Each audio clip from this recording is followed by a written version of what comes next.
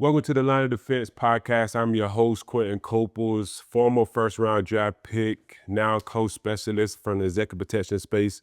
In this podcast, I'm going to give you an outline of inside the mind of an athlete and inside the mind of a coach specialist. But before we do all that, let me give you a little insight about how I evolved into the game of football.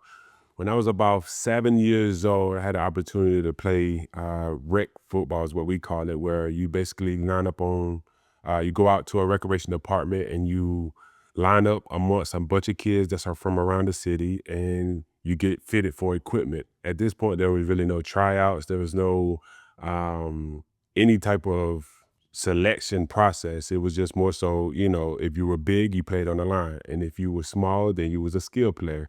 And every now and then you will find a kid that would be able to throw the football. But for me, I was big. So I played the offensive line, and then I was moved to the defensive line when it was time to play football.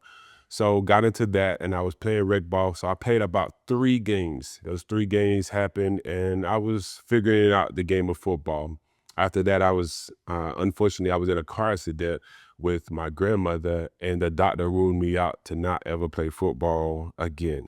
So it was a hard pill to swallow. So after that, I went back home, and I'm from a city where basketball is king. Like, we play basketball year round. We play basketball every single day, after school, before school. It didn't matter. We played basketball. So I drew love to basketball. I never thought that I'd be able to play football ever again. Fast forward till we get to middle school, I had an opportunity to try out for a middle school team. And when I did that, the coach saw something in me that I never saw before. He thought that I would be a great defensive lineman based off my height and my size. I had very long arms. I was probably a second or even the tallest person in the schoolhouse. So at that time, I took on football once again. But in the back of my mind, I always heard that doctor report that I would never play football again. So I was a little shaky, and every time I got out there in practice, things kind of showed that I wasn't as confident as I could be. Good enough, I had a coach that was former military. He allowed me to be able to be who I am, but also bring that confidence back and to assure me that I know how to play football. So I did that and ended up becoming a very, very good as I continued to gain confidence and continue to make plays on the football field.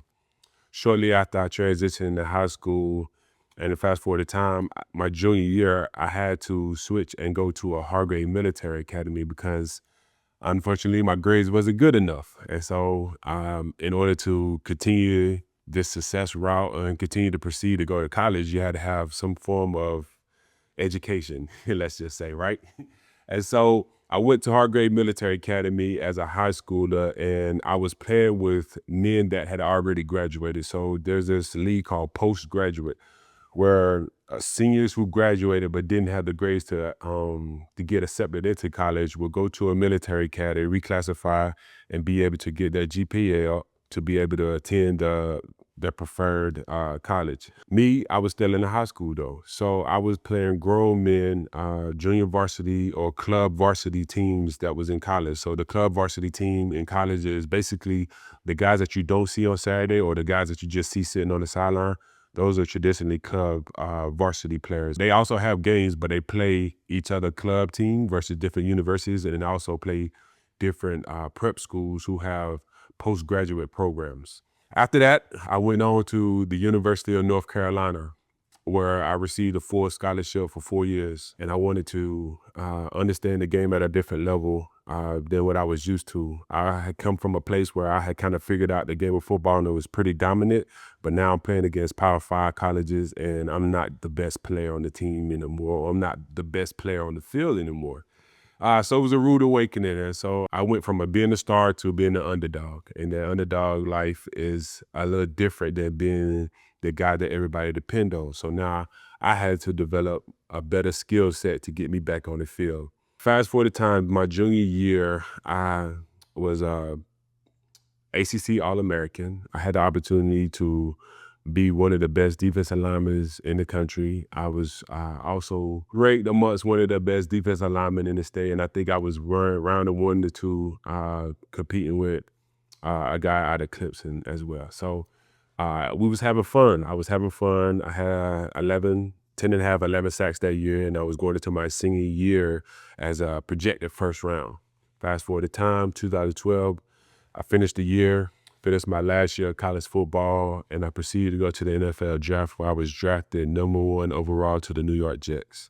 I was drafted first, pick 16 to the New York Jets. I'm going on to my press run. So after you get drafted, you go on a press run and you talk to the media about being selected. At this time, the year prior to that, the New York Jets selected Muhammad Wilkerson, which was one of my former teammates that was in Hargrave with me. As I mentioned earlier, I went to Hargrave Military Academy. He was one of the defensive linemen that was on the thing. So now I have somebody that I'm actually close in connection with and going to the same team as them. So it was bittersweet because I had to leave the South to come to the North. And if you know anything about demographics, those both don't mix.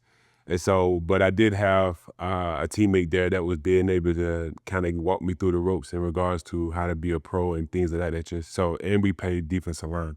So I was excited about that. So I get to the facility and see what an outstanding, tremendous facility it was. Some of the best doctors in the world, 2 or 3 chefs that cooks your food 3 meals a day plus snack. I had about 12 to 15 coaches around, and it was a whirlwind. I had to meet everybody and met everybody from the owner, Woody Johnson, all the way down to the janitor. Like everybody, I met everybody, and it was good. It was good. I never had a bad experience with anybody at the facility, and so I just took in the moment. I never really sat down and actually realized that I was first round draft pick, which is, I think it's about total of like 3,000 at this point, at counting. And so I'm one of 3,000 that ever been drafted in the first round. So that was a monumental statement. I never thought I'd ever be in that position. Being in the fact that I never thought I'd play football again, it just changed my life and whatnot. So got drafted as an defensive lineman and ended up playing outside linebacker, but that outside linebacker is pretty much a defensive lineman at the 3-4 scheme defense. And so I understood that this defense wasn't this defense that I was used to, I was accustomed to. I came out of a 4-3 defense, so I had to learn how to actually play a different style of defense. And which leads me to the business that I'm a CEO currently of now, which is Kingsman Protection. This has given me the opportunity to be able to protect high net worth individuals with the mindset and understanding of the game and the techniques that I've learned in football and translate them back into the game we call close protection. So as executive protection, now I create different schemes to protect high net worth individuals to get to point A to point B with no issues at hand. So now I'm in executive protection, and what comes with executive protection comes with everything. So now I have a team full of what I call assassins that come out and they're able to litigate any and every type of situation when it comes to securing the client or securing the clients with S, which means there's more than one. We have anything from armored cars to police escorts to venue control to just personal protection. Maybe you have a stalker, maybe you have someone that's trying to get access to your computer or some type of digital file that you want to keep private. So maybe somebody understands where your safe box is. All these things can be a security risk to you, and Kingsman Protection make sure that none of those things are breached in any aspect or any form. So now what do you get from the Line of Defense podcast? You get insight on what it is to be an athlete, insight on what it means to be a protector. You get inside the brain. You don't just get the hoo-ha that you see on TV each and every day. You actually get details in regards to what you can actually do in regards to defending yourself and what you can actually understand when it comes to watching the game of football. Join the show. Leave a comment. Reach out to us. We're available on all podcasting platforms. I'm your host, Quinton Coples, and this is your Line of Defense.